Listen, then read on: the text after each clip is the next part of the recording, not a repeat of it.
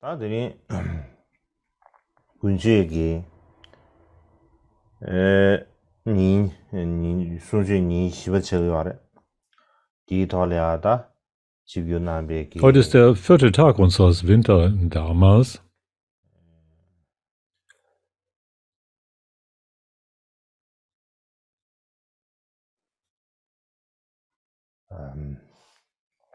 갑지 그걸 연습을 붙이다 안 캐는 붙이 조르규베 캐노게 신년한 바츠와다. Und deshalb möchte ich gerne meine Grüße übermitteln hier in erster Linie an Japji Bokar Rinpoche und Trinde Rinpoche und die Kirche des Lamas und die Kempos und all die Mitglieder des Sangha, die an Kagi Wünsche dort teilnehmen und alle jene, die über das Internet verbunden sind und in Tibet und in anderen Orten. Ich hoffe, dass ihr gut hören könnt. Zuallererst möchte ich heute darüber sprechen, dass andern Tages, als ich über den Meister Guichi gesprochen habe und über die Art und Weise, wie er schließlich seine Ordination, seine Bestwerdung erbeten hat. In dem Text, der heißt der Lebenslauf der herausragenden Mönche, heißt es zuallererst, dass er keinerlei Wunsch verspürte für eine solche Bestwertung als Mönch und dass in der Tat Xun Zang sehr nachdrücklich sein musste, um ihn dazu zu bringen und dass er schließlich nur unter 3 Bedingungen diese überhaupt akzeptiert hat.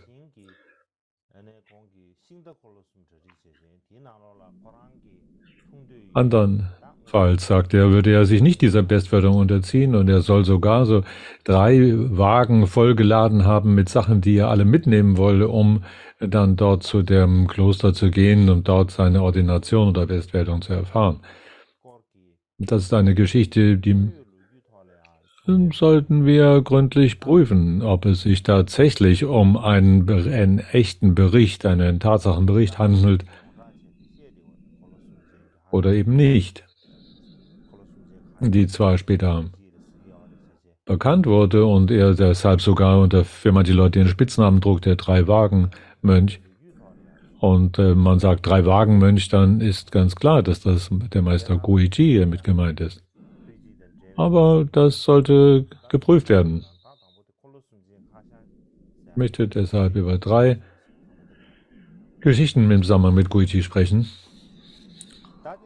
und welche Hinweise oder Beweise wir überhaupt dafür haben könnten, dass man ihn als 3-Wagen-Mönch bezeichnen könnte. Da gab es zum Beispiel in der Tang-Dynastie einen Mönch mit dem Namen Sen Xiang, der ungefähr von 618 bis 906 ungefähr gelebt hat in der heutigen Zeitrechnung. Ungefähr dieselbe Lebenszeit, jedenfalls die Lebenszeit wie Guichi. Und in seiner Geschichte, die Geschichte der Weißen Lotus Sutra, schreibt er nichts darüber, was auf einen solchen 3-Wagen-Mönch Hinweis gäbe.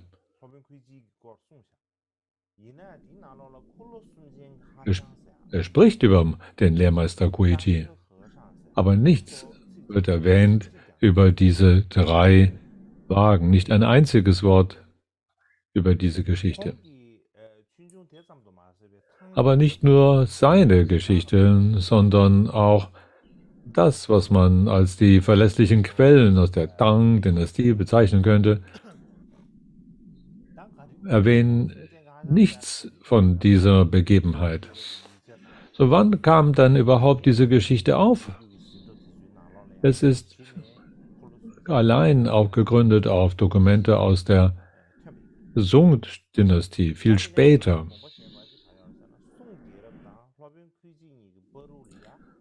Und wir sollten dabei bewusst sein, dass etwa 200 Jahre dazwischen liegen, zwischen der Lebenszeit von Guichi und der Sung-Dynastie. Und überhaupt in den alten Tagen damals war es Botschaften zu senden und zu reisen mit großer Beschwerlichkeit verbunden. Selbst wenn man einen Brief nur senden wollte, war dafür eine große Zeit einzubrauchen.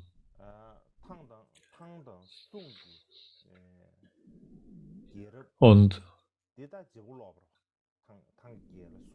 darüber hinaus, in dem Übergang zwischen der Tang zu der Song-Dynastie, da gab es also eine Übergangsperiode.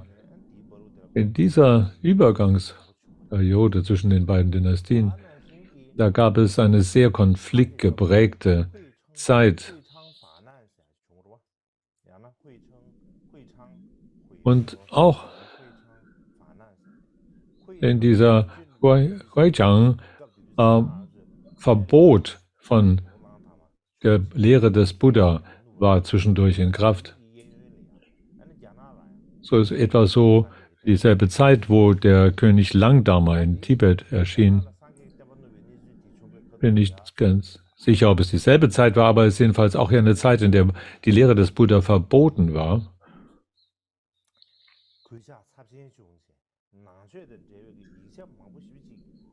Es ist eine sehr gefährliche Time, die Guichang-Verbotszeit, in einer Zeit, in der viele Dokumente der Lehre des Buddha zerstört wurden. Aus diesem Grund sollten wir einen Zweifel haben, ob diese Geschichte von dem Drei-Wagen-Mönch überhaupt eine Wahrheit enthält.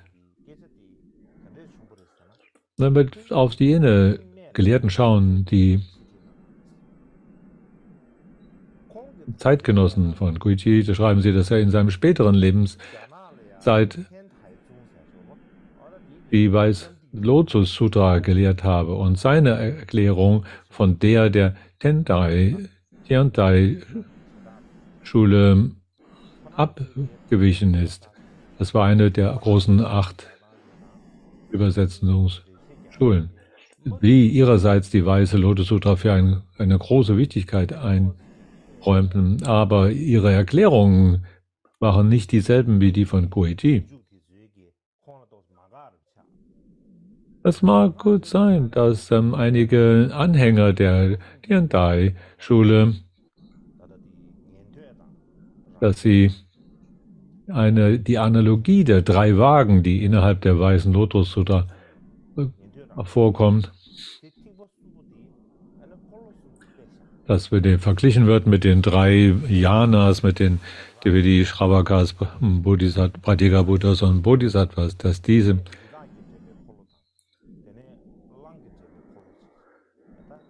da ist ein Wagen voll von einer Ziege gezogen, eins von einem Reh und eins von einem Ochsen. Und das mit der Ziege ist verglichen mit der Shravaka-Tradition.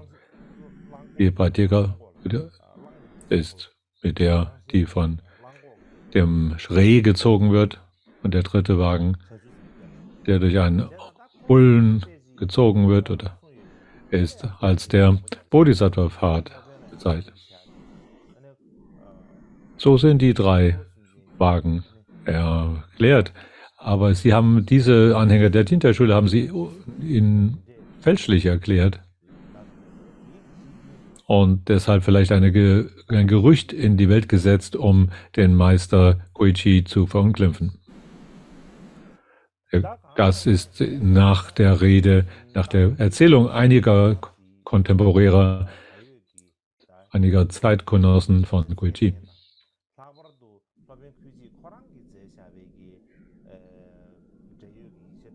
Und deshalb sollte eigentlich seine Lebensgeschichte, die wir aus der Tang-Dynastie haben, die Hauptquelle sein für das Leben von Guichi. Und seine eigenen Worte selbst. Sonst wäre die große Gefahr, dass wenn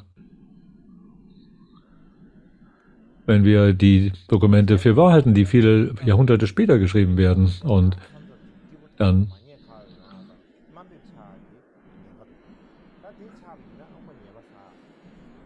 und seinen eigenen Worten nicht den Vorrang einräumen, dann besteht die Gefahr, dass wir ihn in ein schlechtes Licht rücken und dadurch sehr viel eigene Fehler anhäufen. Und da gibt es auch die Geschichte der Weißes Lotus Sutra von Zheng Xiang. Und darin heißt es, das noch hier kurz anzudeuten, ganz allgemein.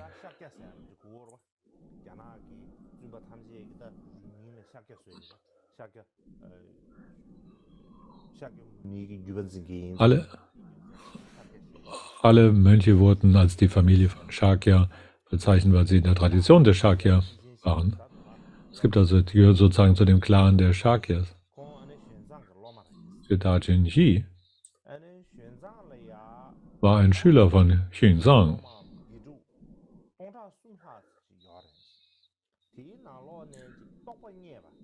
Xunzang hatte über 3000 Schüler und 70 darunter waren von besonderer Art. 4 ältere, die älteren Schüler. Aber derjenige, der unter all diesen Schülern wie der Kronjuwel zu sehen ist, der Beste von allen, der Beste unter den Besten, der war Huiji. Selbst bevor er in diese Welt kam, vor seiner Geburt, hatte seine Mutter den Traum, dass da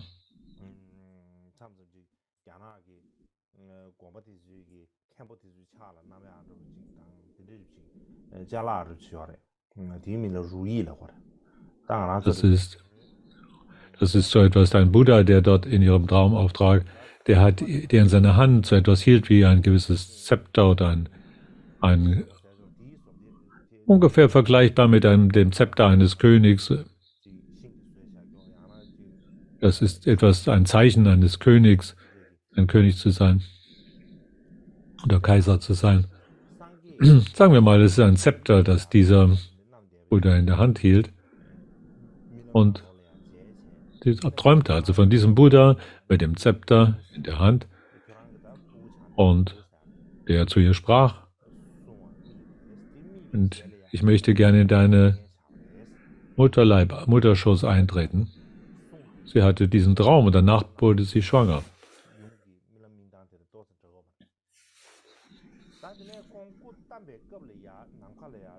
Das ist ein bisschen anders als die Geschichte, die in dem Leben der herausragenden Mönche in der Sung-Dynastie berichtet wird.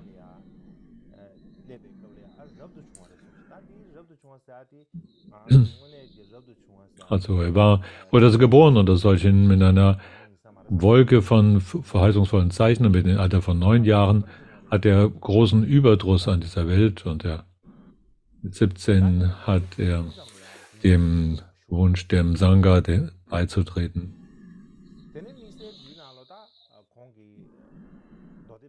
Insbesondere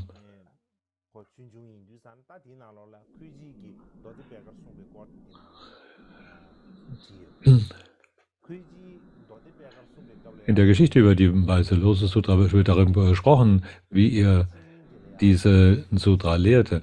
Das heißt, während er hat tagsüber gelehrt und abends den Kommentar geschrieben. Und während all dieser Erklärungen, die er gab, gab es viele verheißungsvolle Zeichen, die manchmal ununterbrochen erschienen. Einige Leute träumten,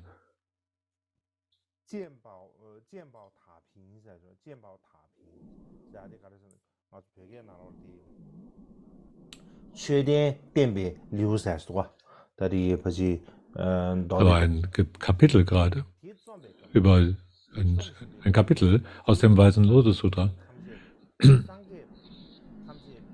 Während er dieses Kapitel zu schreiben begann, hatten einige Leute, dass alle Buddhas aus allen Richtungen und Bereichen herbeikamen, um mit Meister Guichi eine Diskussion darüber zu haben. Das ist eine Geschichte.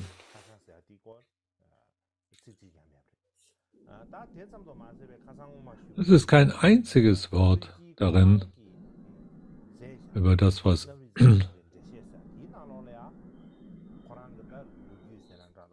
über diese 3 fragen. Und in seinen eigenen Worten, wie ich das andertags bereits erwähnt habe, seine eigene Lebenszeit. Er sagte ganz allgemein, ich hatte sehr viele Höhen und Tiefen in meinem Leben. Und mit dem Alter von 9 ist meine Mutter gestorben. Und es ist nicht klar, ob Vater und Mutter starben, in jedem Fall, aber eine Möglichkeit ist jedenfalls, dass die Eltern starben oder dass nur seine Mutter starb. Und dass er deshalb in Wäldern und Bergen leben musste. Und er hatte den Wunsch von jener Zeit an, einen tiefen Wunsch, dass er von einem Wohnen in Haus und Heimat in den hauslose Lebenswandel gehen wollte. Und von jungen Jahren an hat er also einen Überdruss an dieser geschäftigen Welt und mit 17 Jahren hat er sein Haar geschnitten und der Bestwerdung sich unterzogen. Später hat der Kaiser ihm per Befehl den Rang eines Menchi gegeben.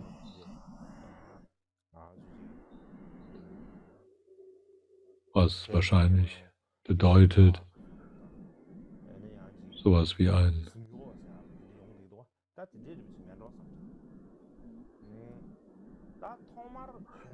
etwas wie ein Diener oder ein Helfer von Xuanzang bedeuten soll. Rufen wir uns ins Gedächtnis, dass Xuanzang über 1000 Schüler hat. Und ich war einer von diesen, schreibt er.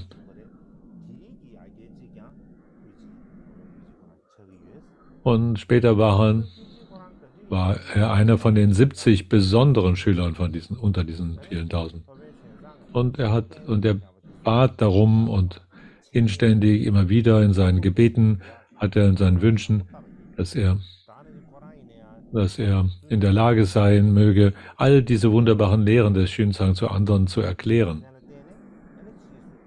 Und er war nicht faul, begann deshalb auch an Übersetzungen sich zu beteiligen, mit Xuanzang zusammen.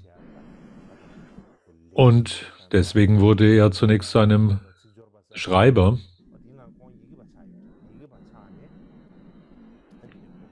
Ich habe bereits besprochen, dass es Schreiber gibt und Editoren und so weiter. Es war also eine Gelegenheit für ihn, in diesen Prozess einzutreten. Er hat deshalb die Gelegenheit gehabt, zu den vielen Ausführungen Xuanzangs aus den Sanskrit-Texten zu lauschen. Und deswegen war er in der Lage, viele Kommentare dazu zu schreiben. Das ist eine eigene Erklärung hier. Und die von anderen Zeitgenossen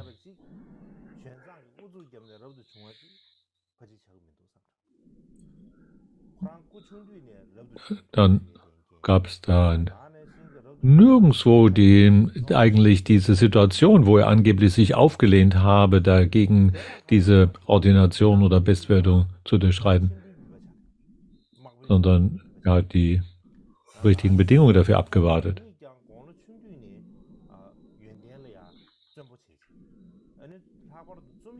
Eines, was ich gestern bereits erwähnt habe, er kommt aus einer großartigen, besonderen Familie, die sehr gut auch im Schreiben und Verfassen von Texten ist. Also jemand von hoher Bildung. Wenn er damit weiter fortgefahren wäre, in dieser Ausbildung und hätte er alle Voraussetzungen, ein Minister des Kaisers werden zu können. Er hätte verschiedene Prüfungen durchlaufen müssen, um damit einen großen Ruhm und Ehre genossen als Minister eines Kaisers. Wenn er diesen Weg weitergeschritten wäre, hätte er alles, was er gebraucht, dort zur Verfügung gehabt. Aber stattdessen hat er sich entschlossen, den Weg eines Mönchs zu gehen. Und wenn man sich das anschaut und dann fragt, warum war das so, dann gibt es vielleicht 3 Gründe dafür. das plausibel machen. Wie bereits gesagt, war sein älterer Onkel Yu Zhong oder Yu Qijing ein sehr bekannter General mit hohen militärischen Fähigkeiten, gewissermaßen ein Juwel unter den Militärführern der Tang-Dynastie, des Tang-Kaisers. Also der Tang-Kaiser Doizong hatte eine hohe Meinung von ihm.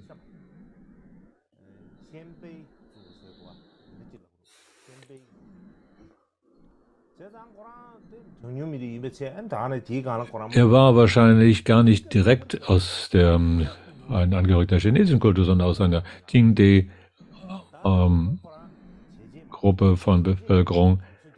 Sein Charakter war allerdings sehr ungestüm, sehr direkt und wild und jemand, der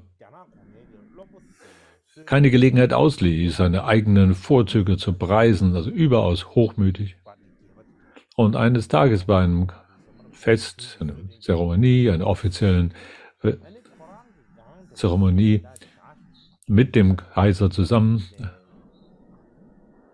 wurden andere Minister so gesetzt, dass sie im Range über ihm waren. Und als dies so geschah, war er darüber sehr ärgerlich und hat darüber raue, bösartige Bemerkungen gemacht. Aber nicht nur ungestüme Sprache, sondern auch sein Verhalten war derart. Einmal hat er fast einem anderen in der Reihe die Augen ausgestochen. Deshalb, als dies geschah, war der Kaiser Taizong sehr ärgerlich darüber.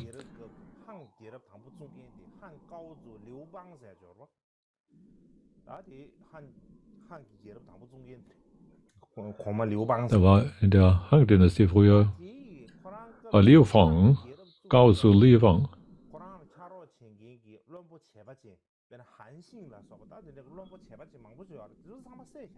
Das war ein sehr wichtiger Minister, Han Xin. Und er hat alle diese getötet und andere gute Minister. Das war aber nicht der Fehler von Guazhou Liubang, sondern das war der Fehler der Minister selber, dass sie dabei zu Tode kamen. Also gab er ihm da an dieser Stelle eine direkte, scharfe Warnung. Machte ihm klar, Yu Xizhong, dass das ist in der Han-Dynastie passiert und wenn du nicht aufpasst, dann musst du deine Konsequenzen selber tragen. Später war der General Yu Zhigong und der Kung-Minister hatten einen weiteren Konflikt. Das waren beides sehr raue Personen. Und anlässlich dieses Vorfalls wurde er aus der Hauptstadt verbannt und es wurde ihm in einer weit ferngelegenen Region eine Verantwortlichkeit zugeteilt. In der Hauptstadt hat er einen hohen Rang. Hier wurde sein Rang erniedrigt und die Wertschätzung des Kaisers von ihm hatte auch einen großen Schaden genommen. Am Ende seines Lebens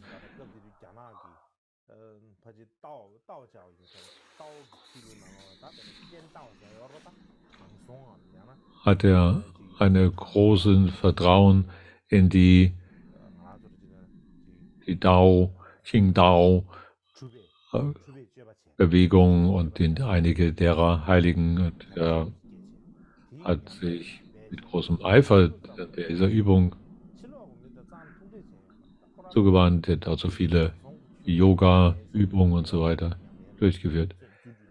Über 26 Jahre hinweg hat er niemand anders von außen getroffen und sich ausschließlich mit großem Eifer dieser Übung gewidmet. So war der Onkel von Guiji ein großer, fähiger General zunächst, aber viele Wandel in seinem Charakter erlebt. Und das mag wohl auch Guiji beeindruckt haben, wie er letztlich nach gutem Beginn später im Rang herabgesetzt und aus der Hauptstadt vertrieben wurde und später im Leben sich ausschließlich in der Übung seines religiösen Weges zuwandte. Der zweite Grund, den ich hier anschauen möchte, ist, dass Guiji in dem Alter von 9 erlebte, dass seine Mutter starb. Wahrscheinlich war es nur seine Mutter. Er hatte also von jungen Jahren an das Gefühl, sehr allein gelassen zu sein, keinen wirklichen Freund.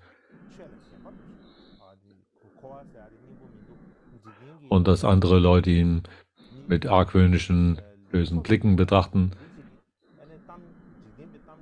Und er hatte einen großen Widerwillen gegen all das Gerede über weltlichen Ruhm und so weiter. Es hat darin keinen großen Sinn und Nutzen. Das mag erklären, warum er einen solchen Wunsch verspürte, später der Bestwertung als Mönch zu unterziehen. Und der dritte Grund ist, dass in der Tang-Periode die Lehre des Buddha sich rasch auszubreiten begann.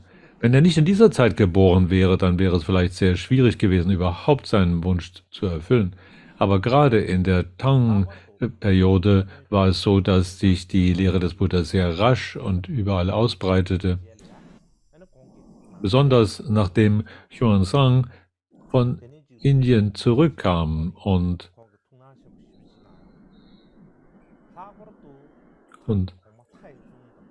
großes Interesse entstand an der Lehre des Buddha. Viele Texte wurden übersetzt, der Kaiser Daizong oder der Kaiser Guozong, und auch haben diese Tätigkeit sehr unterstützt. Sehr günstige Bedingungen dafür, dass Guiji sich diesem Prozess unterzog. Also ist nicht, dass er erst, glaube nicht, dass es so war, dass er am Anfang nicht die Ordination wollte und dann Xuanzang ihn dazu habe drängen müssen, sondern da gibt es eigentlich keinen Hinweis dazu aus der Geschichte.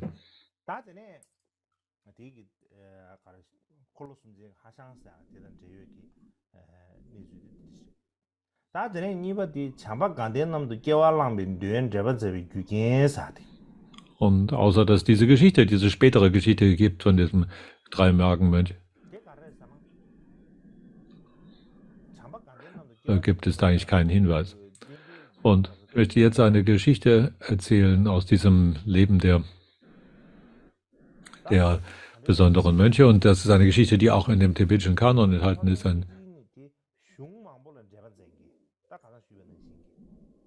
Über den Aufstieg von Maitreya nach Tushita-Himmel. Ein Sutra-Text. Guiji hat nicht nur verschiedene Kommentare zu verschiedenen Texten verfasst, sondern hat auch und deshalb auch der Meister der 100 Texte genannt wurde. Aber also ein großer Gelehrter und ein großer Lehrmeister. Aber er hat auch viele andere Seiten, die ganz deutlich machen, dass er nicht eine gewöhnliche Person war.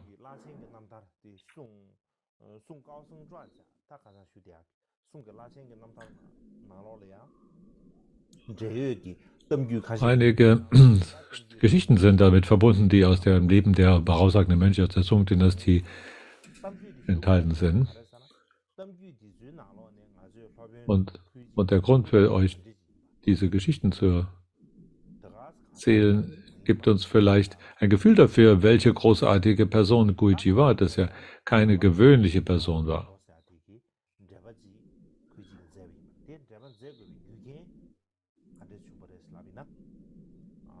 Und die erste Geschichte hat damit zu tun, welche Umstände dazu führten, dass er überhaupt den Kommentar zu dem Sutra-Text des Aufstiegs von Maitreya nach Tushita schrieb. In 674 etwa war es, dass Guichi sich nach Uitaijan, dem Fünfgipfelberg, begab und ein oder zweimal, und er hatte dort 500 Schüler und ordiniert und nicht ordiniert und hat ein Kloster gegründet, hat besonders viele Statuen errichtet und besonders hat er eine Maitreya-Statue errichten lassen und Bodhisattva genommen. Wahrscheinlich hat er diese Statue sogar selber errichtet und hat dort das Bodhisattva-Versprechen abgelegt und immer wieder mit seinen Bitten sich dort eingestellt. Jedenfalls wurde er einer der am meisten bekannten Lehrmeister zu jener Zeit an diesem Fünfgipfelberg und auch jener, der die Weltsicht des nur bewussten Erlebens dort verbreiten half. Eines Mals, als er da in der Pilgerreise war,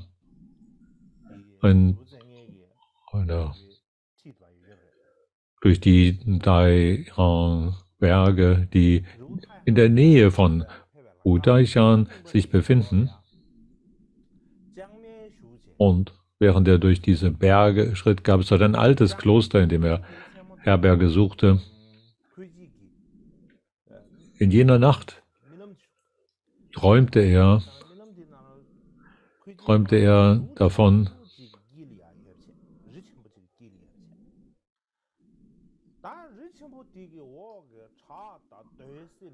dass er in der Mitte dieses großen Berges war und er hörte den Klang von unzählbar vielen Lebewesen, die dort unter diesem Felsen und in den Klippen und Schluchten dort am Wehklagten.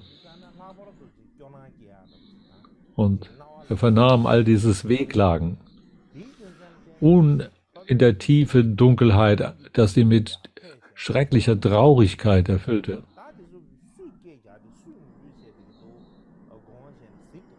Und er hat sich das aber das war so unerträglich, dass er auf die Spitze des Berges erklomm und vom Gipfel aus in alle Richtungen schauend nichts sehen konnte, woher dieser Klang kam. Und dann hat er nach oben geschaut und der Himmel war von der Farbe von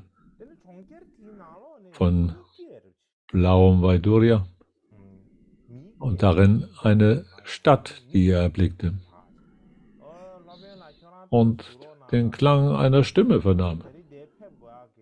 Meister, warte einen Augenblick. Was willst du hier? Was führt dich hierher? Sprach die Stimme. Als er diese Stimme vernahm, für einen Augenblick, da nach einigen Momenten, kamen zwei junge Götter, die jedenfalls jung in Jahren zu sein schienen, kamen aus dieser Stadt und fragten: Hast du die Lebewesen gesehen unter dem Fuß des Berges? Hast du die leidenden Wesen dort gesehen? Und Gott sagte: Ich habe sie gehört, aber ich habe sie nicht wirklich gesehen, nicht mit meinen Augen sehen können. Einer der jungen Götter gab Guichi ein Schwert und sagte: Hier ein Messer, und er sagt: Schneid dir deinen Bauch auf und schau dann wirst du sehen. Und als die Götter so sprachen, nahm er diesen Dolch und hat sich seinen Bauch aufgeschlitzt und zwei Strahlen von Licht kamen heraus und sie haben den bis zum Grunde des Berges in alles erhellt, sodass er unzählige Lebewesen dort in ihrem Leid und ihrem Elend erblicken konnte.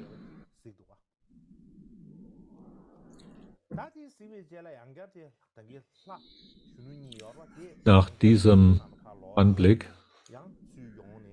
gingen die zwei Götter zurück in die Stadt und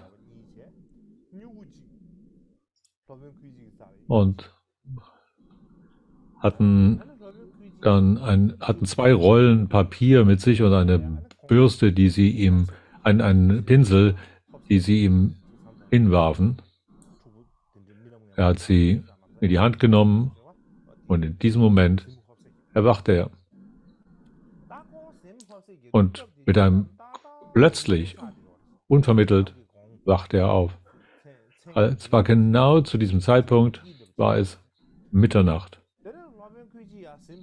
Und als er um sich herum blickte, sah Guiji ein Licht von irgendwo in diesem Tempel. Irgendwo war da ein Licht.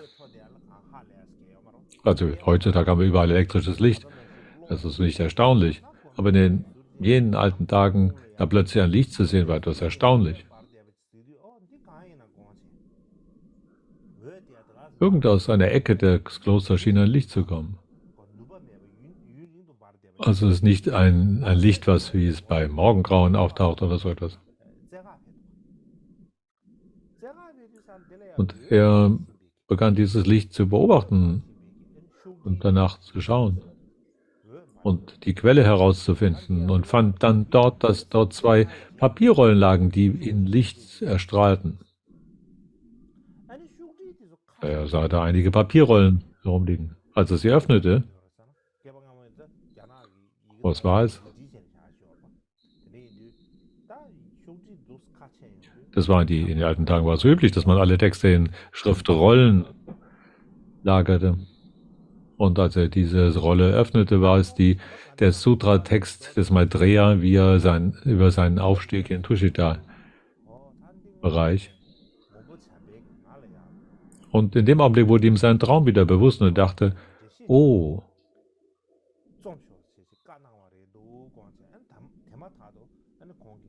das heißt bestimmt, dass Maitreya mir den Auftrag gegeben hat, hier, ich sollte unbedingt einen Kommentar zu diesem Sutra schreiben. Und er hat sofort damit begonnen. Er nahm diesen Pinsel und begann den Kommentar zu schreiben. In diesem Moment heißt es, fielen Reliquien von diesem Pinsel herab, 27 Reliquien. Einige sind so groß wie eine Kirsche, und kleinere, einige rot und sehr, sehr schön geformt. 27 solche Reliquien. Und damit auch zusammen verbunden viele gelbe Samen, von denen es heißt, das sind so Kerne oder Samen, die aus jener mythologischen Ernte kommen, die entsteht spontan, ohne dass ein Feld bestellt werden muss. Das ist also eine kleine Geschichte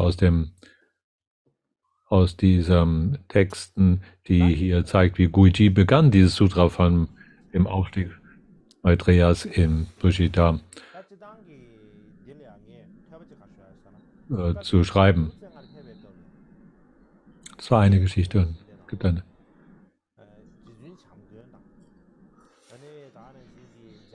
Und in Wuitaishan, diesem Fünfgipfelberg, das möchte ich noch hinzufügen, gibt es viele Statuen.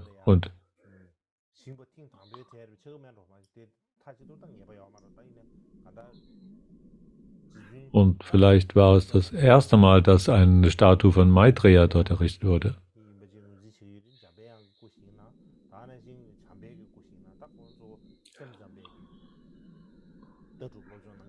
In einer Hinsicht heißt Wuitaishan ist der Berg von Manjushri.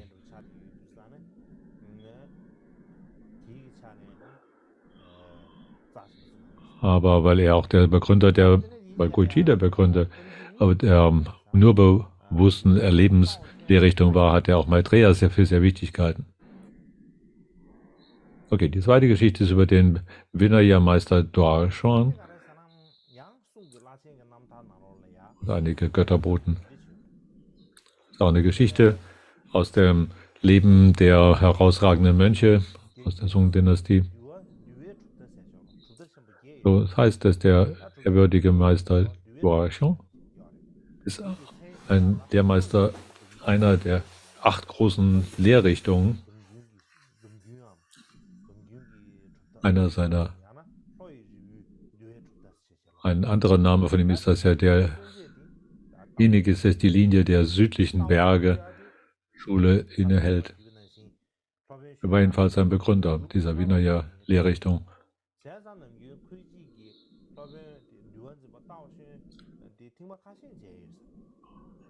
Er war auch einer jener Assistenten in Dang Shuizangs Übersetzungsschule.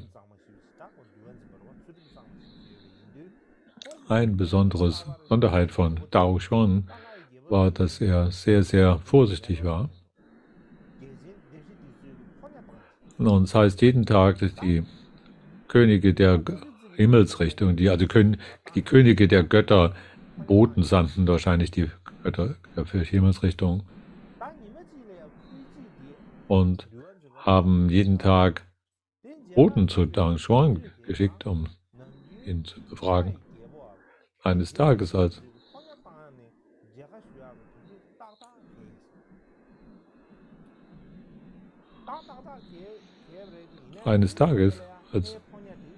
Guji Dang Xuan traf, war das genau der Zeitpunkt, als diese Götterboten ankamen. Und sie warteten ab, bis Dang Xuan gegangen war.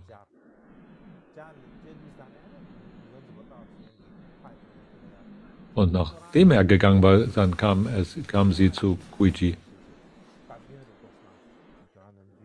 Und er kritisierte die Boten und sagte, ihr seid heute etwas spät dran. Warum seid ihr heute so spät?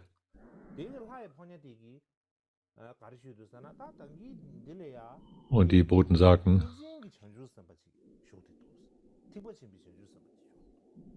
da war gerade eben ein großer Mahayana Bodhisattva, ja, und da waren so viele Götter in seinem Umkreis.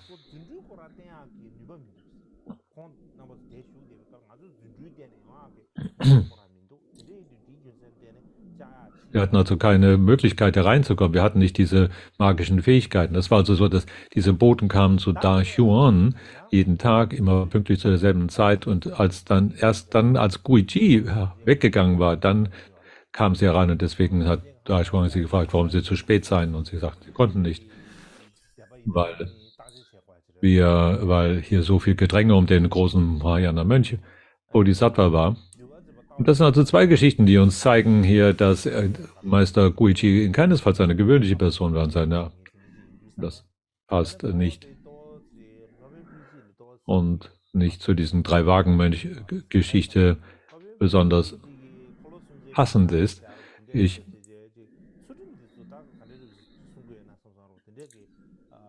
Da Xuan war jemand, der ganz genau war.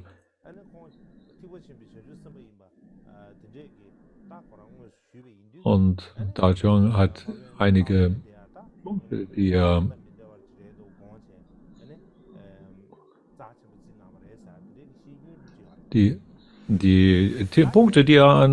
wo er kritisch beobachtete, was mit Guiji war. Und erst später, als er dadurch zu der Einsicht kam, dass sich am großen ein Bodhisattva-Mönch handelte, dann hat er den Unterschied von Guiji zu anderen begriffen und dass es eben keine gewöhnliche Person war.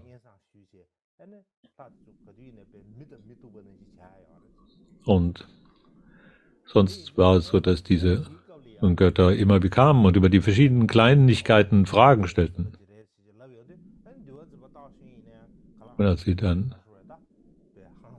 Und als sie dann eben zu verstehen gaben, dass dieser vorige, der Gast hier bei Duasheng, eben ein besonderer Mahayana Bodhisattva war, dann wurde auch dem Vinaya-Lehrer Da Xuan klar, dass es sich um keine gewöhnliche Person handelte.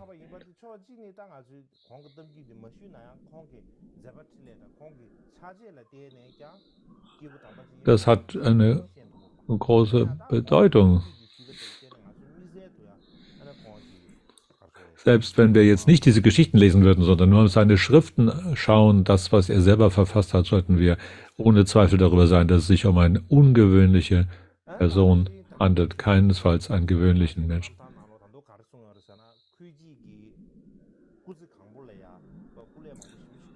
Eine andere Geschichte heißt, aus dem Leben der herausragenden Mönche aus der Song-Dynastie heißt, dass Guiji das ganze Leben lang hart gearbeitet hat. Und eine Statue von Maitreya in Wu-Tai-Shan, an dem Fünfgipfelberg dort errichtete und dann dort sein Bodhisattva-Versprechen nahm, viele Male täglich dort im Gebet sich sammelte. Darum bat später auch in Tushita in seinem nächsten Leben wiedergeboren zu werden.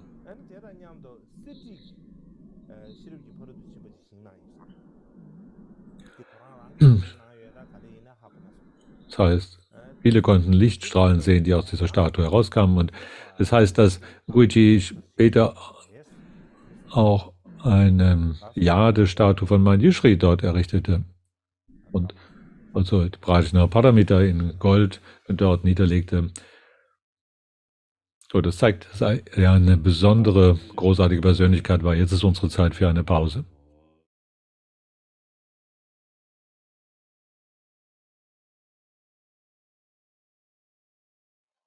Also, da ne Samleya da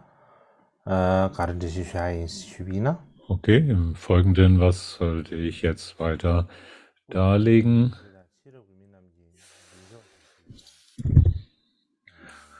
Guiji verstarb leider und Leute haben ihn später in einen hohen Rang versetzt und in ihre Hochachtung und Wertschätzung weiter gepriesen.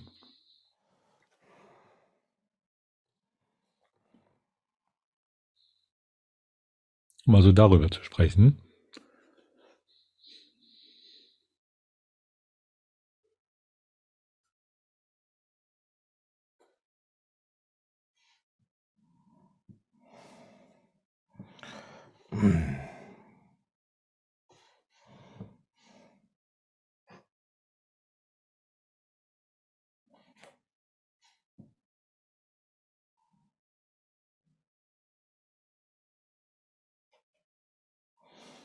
Da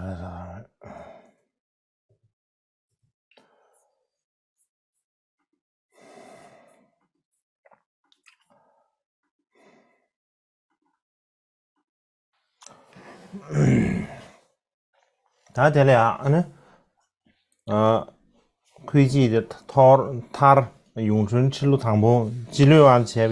Und letztendlich war es so, dass im ersten Jahr von Yongchun, im Jahr ungefähr 682 unserer Zeitrechnung, Guiji dann in der Übersetzungseinrichtung des Qiang-Tempels dort verstarb. Er war nicht einmal 51 Jahre gerade. Und seine Überreste wurden dort vor der Statue des Hyunzang dort gebettet. Während seiner Lebenszeit haben seine Schüler ihn als im Prinzip ununterscheidbar von Hyunzang selber erachtet und ihn als ein Vorbild genommen, zu dem man aufschaut. Er ist jemand gewesen für sie, der Hyunzangs Lehrunterweisung direkt empfangen und weitergegeben hat. Wie ich es bereits vorher gesagt habe, war Hyunzang jemand, der über ungefähr nachdem er von Indien nach China zurückkam, sich der über ein Jahrzehnt und mehr darauf verwandte, Dharma zu lehren und zu übersetzen. Und wir wissen nicht genau, wie es war, aber nehmen wir mal an, es sei über ein Jahrzehnt gewesen und in dieser Zeit hat er viele, viele Tausende von Schülern um sich versammelt.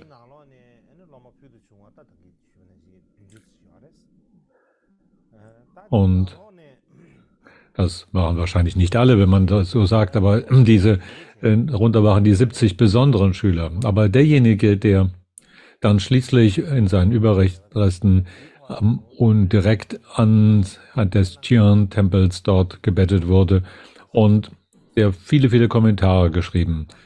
Das hat die Lehren Xuanzangs weitergab und Yogacara, das heißt nur bewusstes Erleben, Weltauffassung weitergeben hat, war nur Guiji.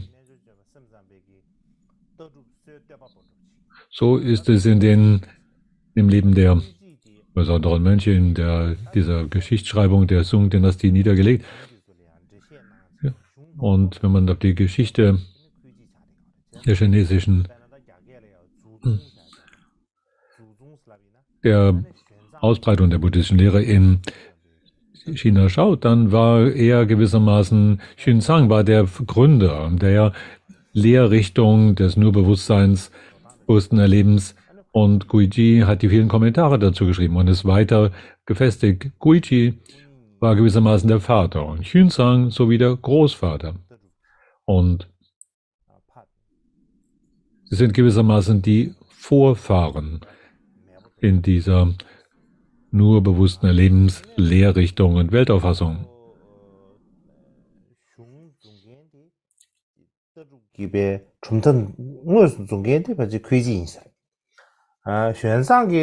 Aber derjenige, der tatsächlich diese klar ausgesprochene, formulierte Lehrrichtung in diese Welt brachte, war es zuerst Xuanzang, der diese Texte überhaupt zugänglich machte und nach China brachte. Aber in der Zeit von Xuanzang war es nicht so, dass man da von einer geschlossenen Lehrrichtung sprechen konnte, die sich da formiert hat. Und Guiji hat, indem er all diese Notizen, die er verfertigte in der Unterweisung von Xuanzang, dann später mit eigenen Kommentaren versah, war derjenige, der diese Lehrrichtung in klarer Formulierung ausdrücken konnte. Und so könnte man sagen, er war der Gründer dieser Lehrrichtung, die damals aber unter dem Namen bekannt war, dass die Lehrrichtung der Erscheinung des Anscheins. Er war selber jemand, der geboren war in eine Familienlinie der Generäle, der einflussreichen Guigong-Familie, und ein General ist gewissermaßen jemand, der gegen den Feind beschützen muss, und er ist jemand hier, der dann später von einem solchen Generalsohn-Status in einen General des Dharma sich verwandelt, um den Dharma zu beschützen. So eine Person, dass sie in einer 1000-jährigen Zeit erscheint, ist außerordentlich selten. Ist eine Person einzigartig in einem Millennium.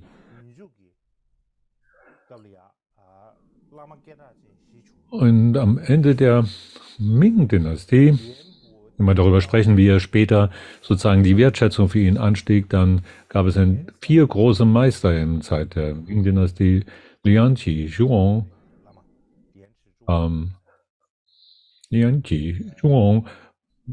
war 1535 etwa,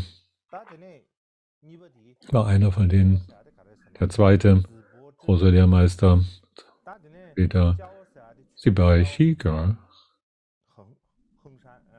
und der 4. ist Xinxiang, der 4.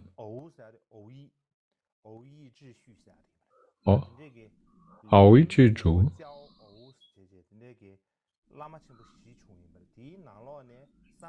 Das sind die 4 großen chinesischen Meister. Und ihnen der wichtige war Hanshan Duqing, sehr, sehr bekannt. Außerordentlich in der Chang-Schule sehr herausragend. Er hat also eine Autobiografie geschrieben, die heißt Die Geschichte von Han Chang, wie den Namen trägt. Dem Wort seine Lebensgeschichte heißt Die Geschichte des alten Han Chang, der schlafwandelnd durch die Welt zieht. So könnte man den Titel salopp übersetzen.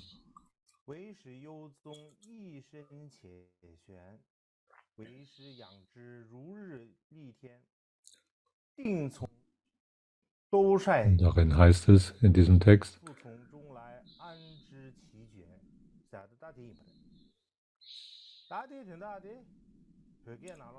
Die Bedeutung davon ist etwa, und das, wenn man das hier ins Tibetische oder unsere Sprache übersetzen wollten, eine grobe Übersetzung dafür.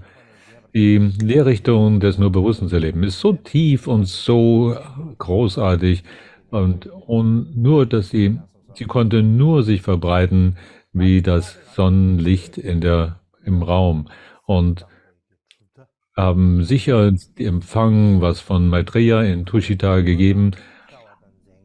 Andererseits, wie könnten wir diese schwierigen Punkte verstehen? Sodass also diese Lehre sich so verbreitet hat wie ein Sonnenlicht, das den Himmel erstrahlen lässt.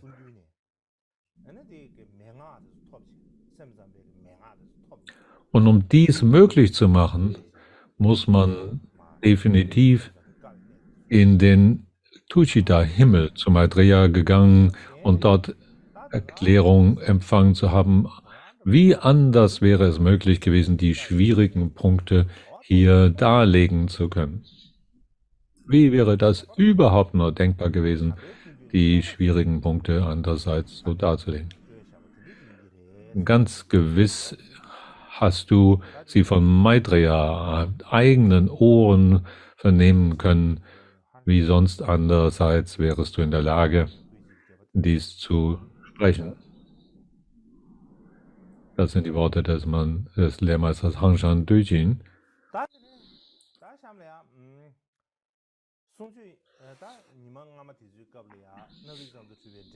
In jenen frühen Tagen war da auch dieser Text, der heißt die Erklärung des Textes, der Abhandlung, die nur Bewusstheit zeigt. Das ist ein Text, ein Kommentar, der von Guichi selber verfasst ist.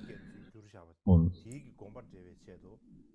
man könnte auch sagen, das ist eine Abhandlung, die nur Bewusstsein oder nur Aufmerksamkeit zeigt, wie auch immer. Es ist ein Text, der durch Xuanzang damals verfasst wurde. Und Guichi war ein großer Lehrmeister der Tang-Dynastie. Wenn man zurückschaut von heute an,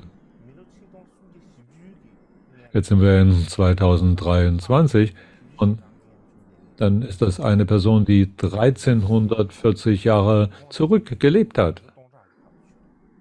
Zwischen uns sind über 1000 Jahre. Und nicht nur das. Er war auch ein Helfer für Xuanzang, um Texte zu übersetzen. In der ersten Linie ein Schreiber, dann aber auch ein Editor, um den Stil zu verfeinern. Einer der Stileditoren vermutlich. Und indem er Xuanzang in all diesen Texten zur Seite gestanden hat, damals in dieser Übersetzung, ist es sicher unnötig zu sagen, dass seine Weise zu schreiben, sein Stil und seine Grammatik, die großartig waren. Und als Xuanzang damals seine Helfer ausgewählt hat, hat er die Besten unter allen ausgewählt. Die Besten unter Tausenden hat er ausgewählt, um ihm zur Seite zu stehen. In Stil, Grammatik und der Lehre der Schriftkunst. Man musste also eine sehr hohe Stufe an solcher Kunstfertigkeit erlangt haben.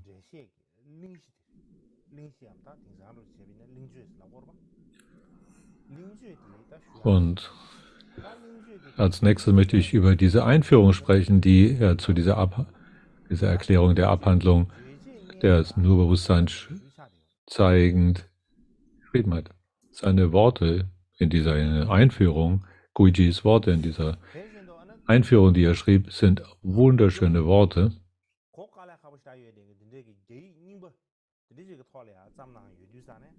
Aber sein Schreibstil ist Chinesisch, im klassischen Chinesisch geschrieben.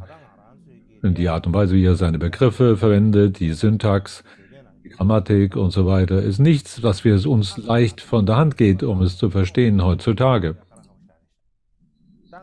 Manchmal fällt es mir schwer, solche Worte auch richtig auszusprechen nur. Und wenn man eine chinesische Person fragt, einen Chinesen fragt, um diesen Text zu lesen, selbst dann haben sie Schwierigkeiten, das zu lesen und zu verstehen.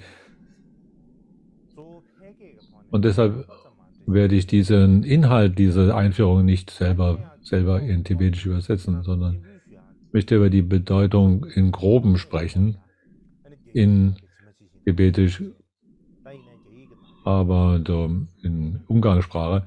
Möchte euch gleichzeitig aber auch eine Serie von Bildern zeigen, die das Original Chinesisch dann hier auch zugrunde legt.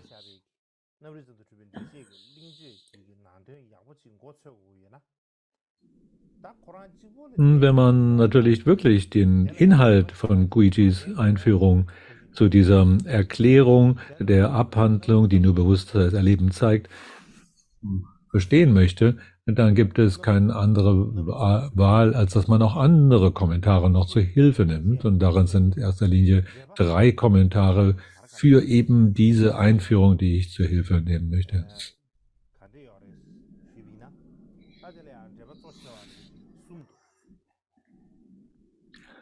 Diese 3 Haupterklärungstexte, die uns helfen, diese Einführung zu verstehen, sind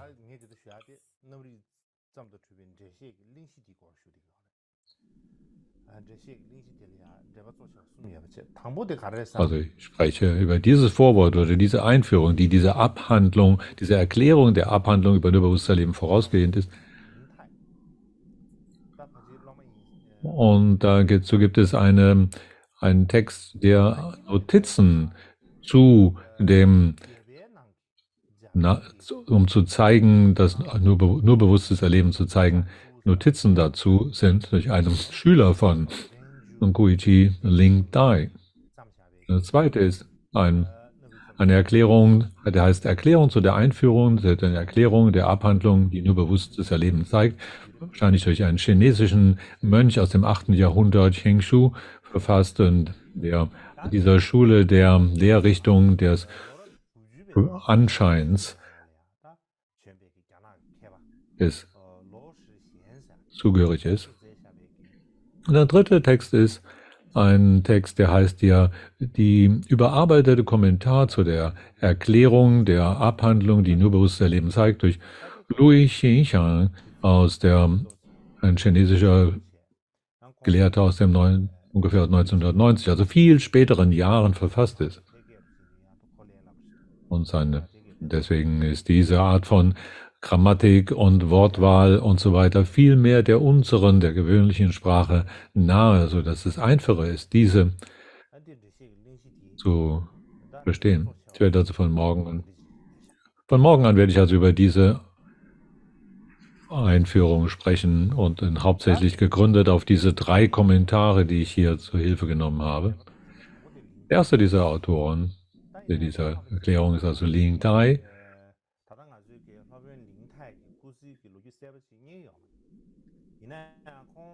Ich habe aber leider keinen klaren Bericht darüber gefunden, über Ling Dais Leben selber.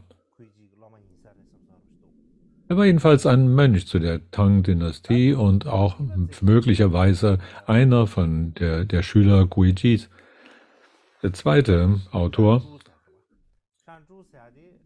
Zhengshu, wie bereits vorher gesagt, ist es ein Mönch, ein japanischer Mönch aus dem 8. Jahrhundert. In Chinesisch heißt er Zhengshu.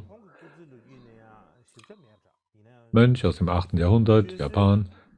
Es gibt auch darüber keine Einzelheiten über seine Lebensweise. Es heißt, dass sein Guru, der Meister Xuanfang, und der auch ein japanischer Gelehrter ist, und ein Genpo war ja also ein Lehrer, ein Genpo,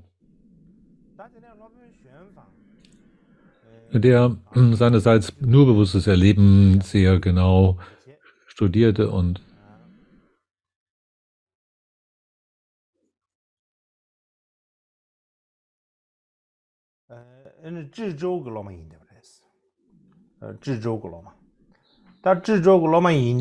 seinerseits war Xuanfang ein Schüler von Xizhu, einer der Schüler von Guijis, Hauptschüler Guizhou.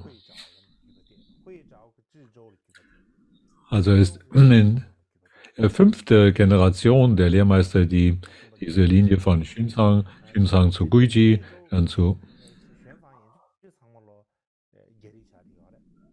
Zhijiao, ein Chinese, dann Xiao, der auch noch ein Chinese, dann Genbo, ein Japaner.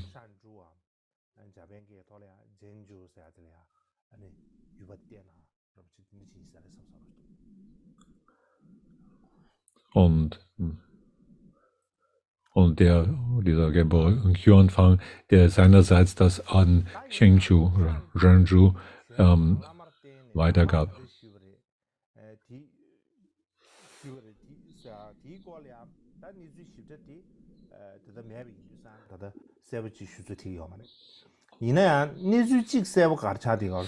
Es gibt nicht so viele Einzelheiten darüber, wie Zhengzhou seine Unterweisung von Genbo oder Xuanfang empfing.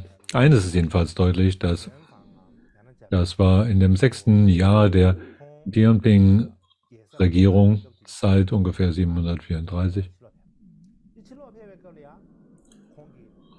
Und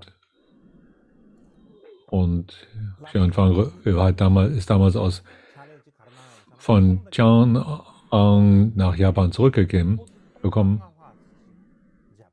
dass er mit ihm 5000 Schriften, Sutras und Abhandlungen mit sich brachte. Was wir daraus schließen können von dieser Geschichte ist, dass Genbo, oder der japanische Mensch Zhengzhou, dass beide in einem Kloster sich aufhielten, das mehr als nur ein paar Texte zur Verfügung hatte. Das nennt man Kofuji.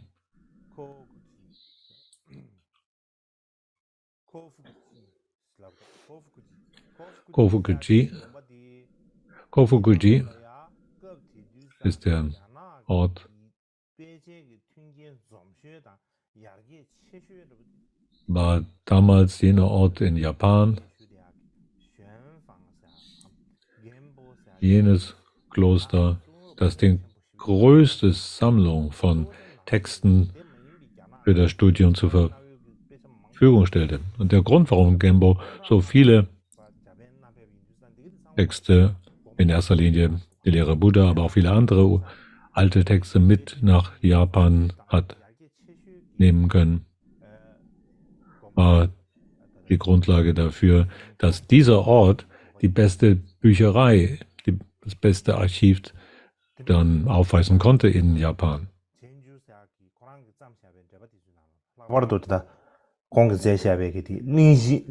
Die Kommentare, die Zhengzhou schrieb, als Erklärung der chinesischen Texte, die sich mit dem nur bewussten Erleben befassten, hat viele Zitate darin von anderen chinesischen Texten.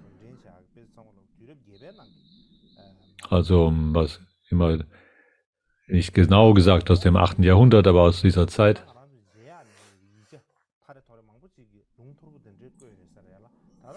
Einige dieser Manuskripte sind sogar heutzutage nicht mehr erreichbar, sind nicht für uns nicht lesbar, nicht verfügbar. Und insofern sind viele nicht mehr zugängliche Manuskripte in Form von Zitaten darin enthalten. Das ist also eine sehr exzellente Quelle dafür, hier um chinesische alte Texte zu studieren.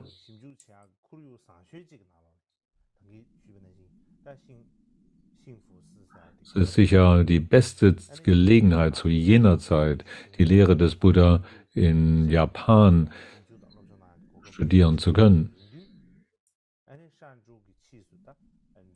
Er hatte also die Gelegenheit, viele dieser Texte der Lehre des Buddha in der chinesischen Sprache zu lernen. In großem Umfang hat er Zugang gehabt zu solchen Quellen.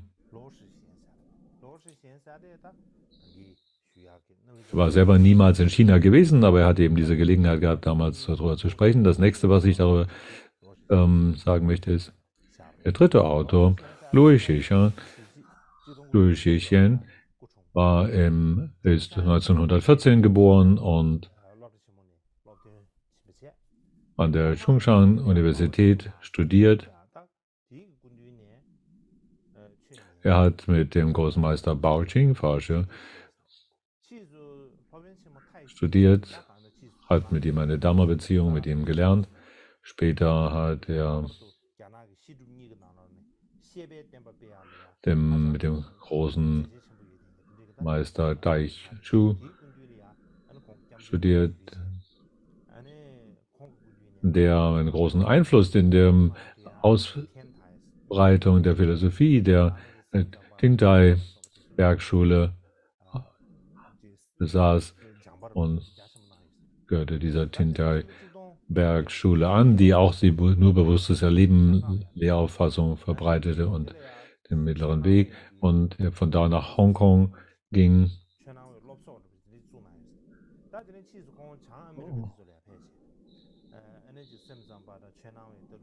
Und dort hat er ein Lehrzentrum gegründet, dieser Schule des bloßen Anscheins. Und dann hat auch später nach Amerika, hat dort auch geholfen, diese Lehrrichtung zu verbreiten. Und später ist er 1993 in Hongkong verstorben. Also von morgen an werde ich darüber sprechen und gegründet in erster Linie auf diese 3 Kommentare.